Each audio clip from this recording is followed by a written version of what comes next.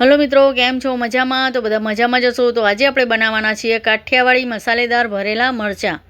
ભરેલા મરચાં બનાવવા માટે જુઓ, મેં અહીંયા વઢવાણી મરચાં લીધા છે. તો વઢવાણીને મરચાંને પહેલાં આ રીતે આપણે કટ કરી નાખીશું. તમારે જો તીખું ખાતા હોય તો બિયાને રહેવા દેવાના, નકર તમે બિયા કાઢી પણ શકો છો.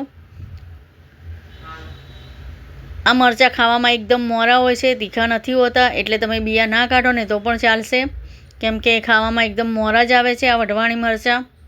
તો હવે આ રીતે જો બધા મરચાંને આપણે કટ કરી દેવાના છે ઊભી ચીરીમાં. અને આ રીતે તમે મરચાં ભરો ને એટલા ટેસ્ટી અને સરસ બને છે કે તમે એક વખત ભરીને બનાવશો ને તો તમને ફરીથી પણ બનાવવાનું મન થશે, તેટલા ટેસ્ટી મરચાં તૈયાર થાય છે.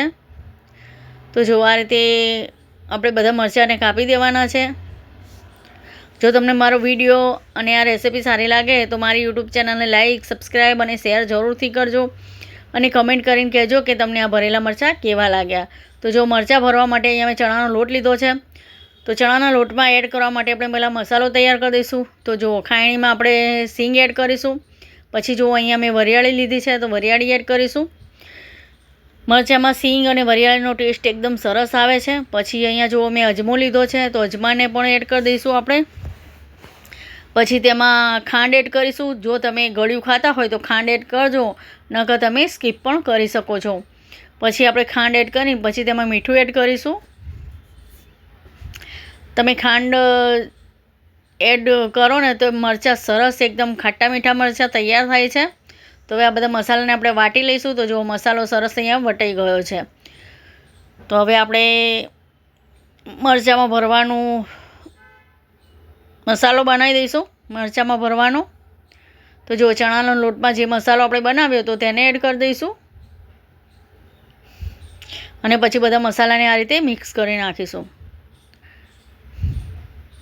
મારી રિક્વેસ્ટ છે કે તમને જો આ રેસિપી સારી લાગે ને તો મારી યુટ્યુબ ચેનલને લાઇક, સબસ્ક્રાઈબ જરૂરથી કરજો.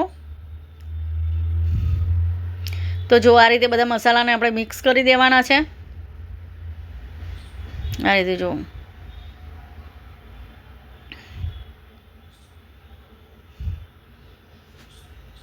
કેમ કે વિડીયો બનાવવામાં બહુ મહેનત લાગે છે, તે માટે સબસ્ક્રાઈબ તમે જરૂરથી કરજો. તો જો આ બધા મસાલાને આપણે આ રીતે મિક્સ કરી દેવાના છે. હવે એમાં આપણે તેલ એડ કરીશું મોણ જેટલું.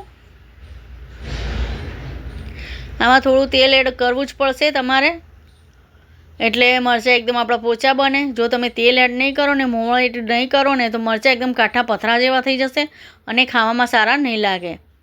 તો હવે આપણે લીંબુનો રસ અંદર એડ કર્યો અને તેલ એડ કરીશું. લીંબુનો રસ અંદર એડ કર્યો ને એટલે સરસ આપણા મરચાં ખાટા મીઠા બનશે. હવે આપણે થોડું તેલ એડ કરીને આ રીતે મિક્સ કરી નાખીશું બધા મસાલાને ફરીથી.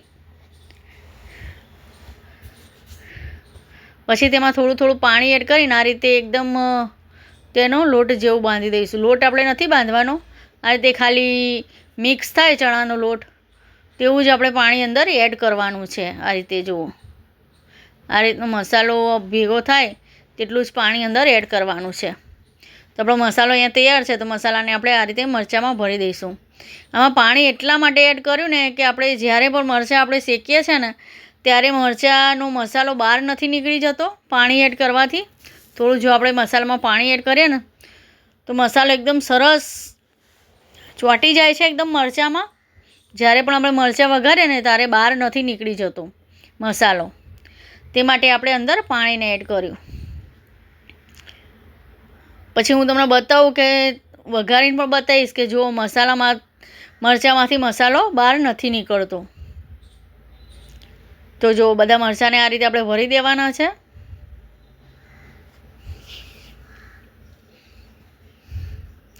આ રીતે તમે મરચાં ચોક્કસથી બનાવજો, ખૂબ સરસ મરચાં તૈયાર થાય છે. તમે એક વખત બનાવશો ને તો બધા ધરાઈને ખાશે અને ફરીથી પણ માગશે. તેને હું ગેરંટી આપું છું. તેવા સરસ મરચાં બનીને તૈયાર થાય છે. તો જો બધા મરચાંને આ રીતે ભરી દઈશું. જો આટલો મસાલો બચ્યો છે તો મસાલાને આપણે ઉપરથી થોડું ભભરાઈ દઈશું. મસાલો ખાવામાં એકદમ સરસ લાગે છે. તો હવે મરચાંને આપણે વઘારી દઈશું. તો આપણે આટલું જ તેલ અંદર એડ કરવાનું છે. મરચાંને આપણે તળવાના નથી, ખાલી આટલું તેલ અંદર એડ કરવાનું છે. પછી તેલ ગરમ થાય એટલે એમાં રાઈ એડ કરવાની છે. તમારે જો રઈને બધું એડ ના કરવું હોય ને તમારે ખાલી તેલમાં વઘારવા હોય તો તમે ખાલી તેલમાં પણ વઘારી શકો છો. પછી રઈ આપણી સતળાઈ જાય એટલે એમાં હળદર પાવડર એડ કરીશું અને ચપટી તલ એડ કરીશું. આમાં તલનો ટેસ્ટ એટલો સરસ આવે છે ને મરચાંમાં કે તમે એક વખત આ રીતે મરચાં બનાવી જોજો. તલ એડ કરીને ખૂબ સરસ તલનો ટેસ્ટ આવે છે ભરેલા મરચાંમાં. તો હવે આને આપણે ઢાંકી દઈશું. પહેલાં આપણે હલાવવાના નથી મરચાં, આ રીતે પહેલાં ઢાંકી દેવાના છે. હવે થોડી વાર એને આપણે જોઈ લઈશું. જો મરચાં સરસ આપણા વરાળથી સરસ થઈ ગયા છે તો આ રીતે મરચાંને મિક્સ કરી દઈશું. અને તમારે થોડી વાર માટે ચેક કરતું રહેવાનું મરચાંને અને આ રીતે ઉલટ પલટ કરતું રહેવાનું છે જેથી મરચાં એકદમ બળી ના જાય. જો એકદમ બળી જશે ને તો મરચાંનો ખાવાનો ટેસ્ટ સારો નહીં આવે. તે માટે આને થોડી વાર માટે ચેક કરતું રહેવાનું છે મરચાંને. આ રીતે જો આ રીતે થોડી વાર ચેક કરતું રહેવાનું ને આ રીતે મિક્સ કરતું જવાનું. વઢવાણી મરચાં છે એટલે જલ્દી ચડતા નથી, બફાતા નથી, તે માટે આ રીતે તેને શેકવા પડે છે. અને આપણે જો ચણાનો લોટ પણ મેં શેક્યો નથી, મેં ડાયરેક્ટ જ એડ કર્યો છે.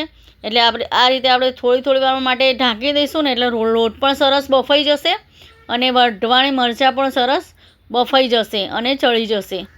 તે માટે આ રીતે થોડી વાર ઢાંકતું રહેવાનું અને થોડી વાર રહીને જોતું રહેવાનું.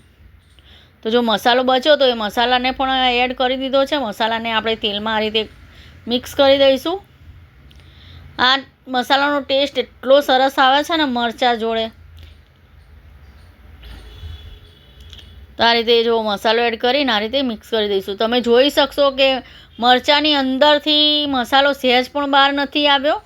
તમે જોઈ શકો છો એકદમ મસાલો મરચાંમાં ચોંટી જશે અને એકદમ મરચાં તમારા એકદમ ટેસ્ટી અને સરસ તૈયાર થશે. તો હવે આને આપણે ફરીથી પણ ઢાંકી દઈશું. આને આ રીતે ઉલટ પલટ કરતું રહેવાનું જેથી મરચાં વધારે શેકાઈ ના જાય. તે માટે આને ઉલટ પલટ આ રીતે કરતું રહેવાનું અને શેકતું રહેવાનું. અને ગેસ એકદમ ધીમો જ રાખવાનો છે. આપણે ગેસ ફાસ્ટ નથી રાખવાનો મરચાં શેકાતી વખત. તો જુઓ અને સરસ મસાલો શેકાશે ને એટલે એકદમ સરસ ટેસ્ટ આવશે મરચાંનો. તો જુઓ હવે આપણા મરચાં તૈયાર છે, સરસ શેકાઈ બી ગયા છે. અને જુઓ તમે જોઈ શકો છો કે મસાલો પણ સરસ શેકાઈ ગયો છે અને મરચાં પણ સરસ બફાઈ ગયા છે. જુઓ હવે આ રીતે મિક્સ કરી દઈશું અને ગેસને બંધ કરી નાખીશું. તો જુઓ તૈયાર છે ભરેલા વઢવાણી મરચાં. તો બધાને મારા તરફથી જય મા લક્ષ્મી અને જય શ્રી કૃષ્ણ અને ચોક્કસથી બનાવજો અને ખાજો.